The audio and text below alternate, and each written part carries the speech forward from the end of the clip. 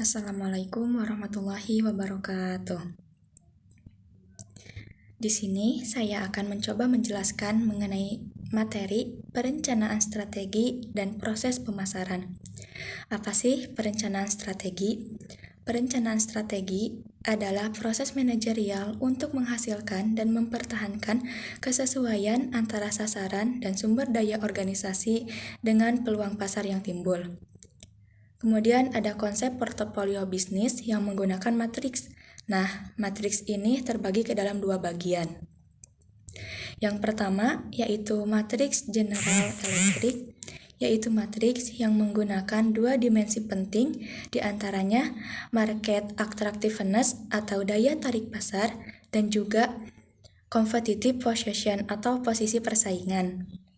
Kemudian yang kedua yaitu matriks Product Life Cycle, yaitu matriks yang menggunakan fase yang dikelompokkan menjadi fase introduction, growth, maturity, dan fase decline. Di samping itu, ada juga matriks BCG atau singkatan dari Boston Consulting Group, yang mana matriks ini mendasarkan pada market share dan market growth rate yang memiliki tujuan untuk membantu pengambilan keputusan dan investasi. Di dalam matriks BCG ini terdapat 4 komponen penting, dapat dilihat bagannya. Yang pertama itu ada STAR, yang mana menggambarkan bahwa adanya pasar persaingan tinggi, karena STAR ini menggambarkan permulaan terbentuknya pasar sehingga mempunyai daya saing yang begitu tinggi. Yang kedua ada question marks, yaitu keadaan pasar rendah dan tingkat pertumbuhan tinggi, sehingga adanya ketidakpastian antara naik turunnya permintaan di suatu pasar tersebut. Nah, yang ketiga ada cash cow, yaitu pasar paling menguntungkan, yang bermodalkan sedikit namun keuntungan yang didapat lumayan cukup tinggi. Kemudian yang keempat ada dogs, yaitu pasar yang kurang menguntungkan dan dapat dikatakan menghasilkan profitabilitas yang negatif, sehingga harus sebisa mungkin dihindari. Selanjutnya ada matriks ANSOP, yaitu matriks yang mengembangkan bisnis pada dimensi produk dan dimensi pasar. Di dalam matriks ini terbagi ke dalam 4 komponen juga. Yang pertama ada market penetration, yaitu produk sudah ada di pasar, sehingga produk tersebut dapat diminati atau dapat memenuhi kebutuhan para konsumen. Kemudian yang kedua ada product development, yang mana pasarnya sudah ada tetapi produknya baru, sehingga produk tersebut belum diminati sepenuhnya oleh para konsumen. Kemudian yang ketiga ada market development, yang mana produknya sudah ada tetapi pasarnya belum ada. Nah, dapat menggunakan cara dengan door to door. Kemudian yang keempat ada diversification, yang mana ini adalah strategi awal untuk menciptakan pasar baru dan produk baru. Selanjutnya ada analisa struktur pasar dan perilaku.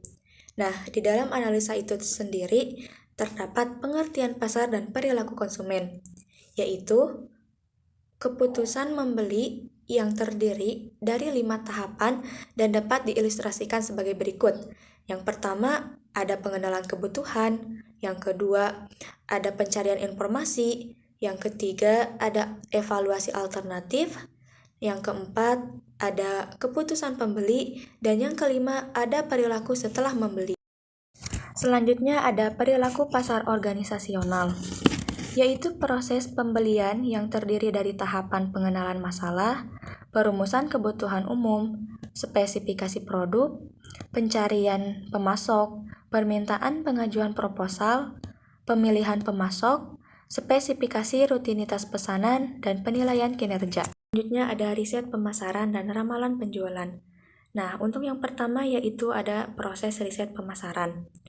Proses riset pemasaran ini terdiri dari beberapa tahapan, yang diawali dengan identifikasi masalah terlebih dahulu, yang kedua dengan menggabungkan data, yang ketiga dengan melakukan prosedur sampling atau pengujian, yang keempat adanya data yang telah berhasil dikumpulkan, yang kelima adanya penganalisisan data terlebih dahulu, kemudian selanjutnya membuat laporan, dan yang terakhir yaitu adanya follow up.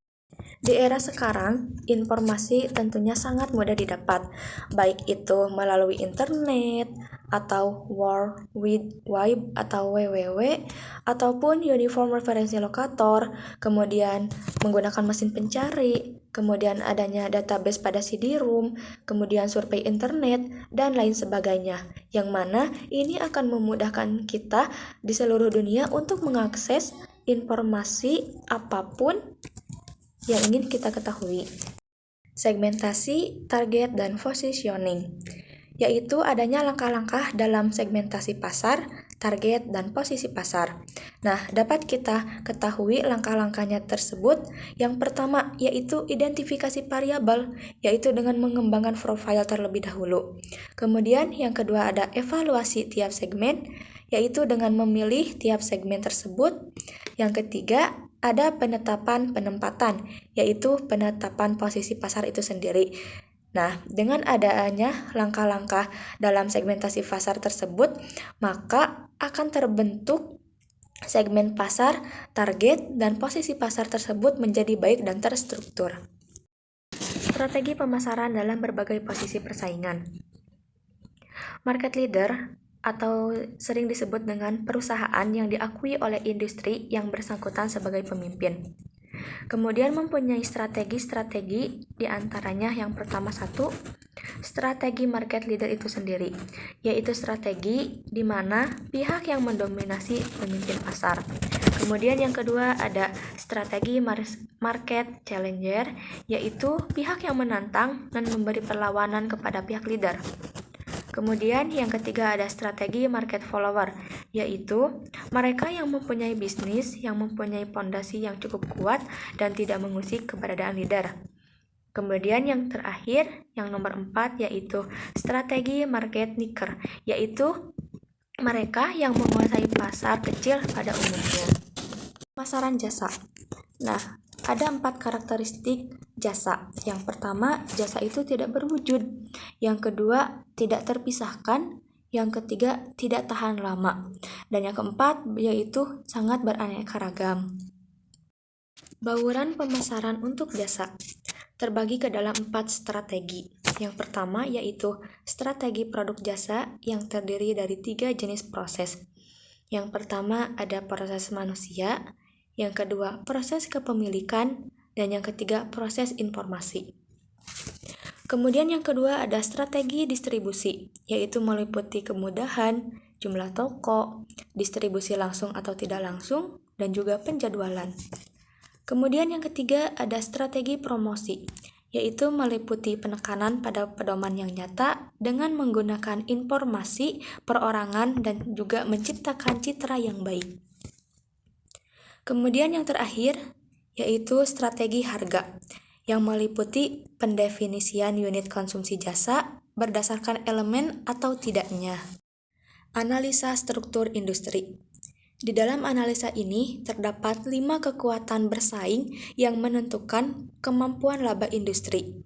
Dapat dilihat bagannya, industri itu menempati titik tengah yang berada di tengah-tengah, otomatis menjadi kekuatan terbesar yang berpengaruh kepada yang lainnya.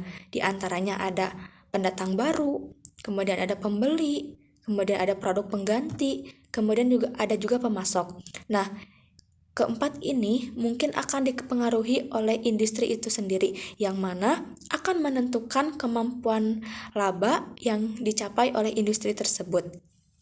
Strategi generik. Ada 3 strategi bersaing dalam 2 dimensi yang mempengaruhi ini. Di antaranya 1, adanya keunggulan biaya. Yang kedua, diferensiasi atau perbedaan biaya. Dan yang ketiga, ada fokus biaya dan juga fokus diferensiasi atau fokus pada perbedaan biaya yang ada. Pemasaran global terdiri dari 2 bagian. Yang pertama yaitu ada intisari pemasaran, yang mana menciptakan nilai pelanggan yang lebih besar daripada nilai yang diciptakan oleh pesaing. Yang kedua ada keunggulan kompetitif, yaitu penawaran total yang dihadapkan pada persaingan yang relevan yang lebih menarik pelanggan. Selanjutnya yaitu ada fokus.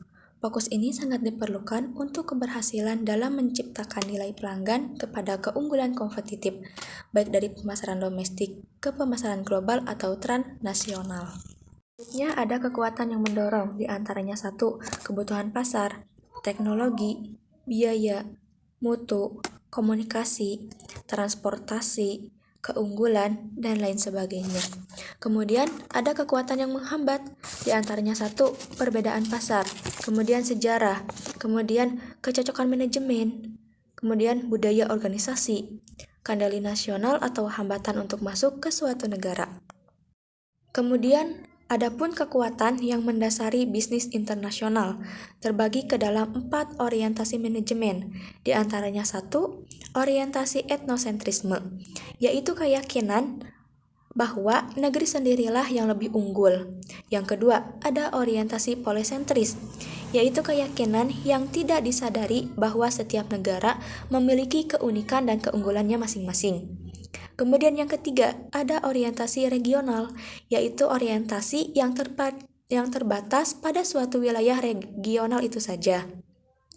Kemudian yang keempat, yaitu orientasi geosentris, yaitu orientasi yang dibutuhkan manajemen yang sudah berpengalaman di bidang internasional. Selanjutnya yaitu persetujuan perdagangan regional, yaitu persetujuan dalam suatu wilayah regional untuk memperluas perdagangan. Adapun 2 alasan terjadinya pertumbuhan ekonomi domestik atau regional ini diantaranya 1.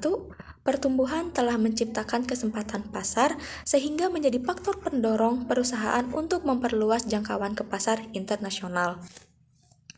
Kemudian alasan yang kedua yaitu pertumbuhan ekonomi telah mengurangi penolakan yang mungkin telah berkembang sebagai respon terhadap masuknya perusahaan asing ke dalam ekonomi domestik.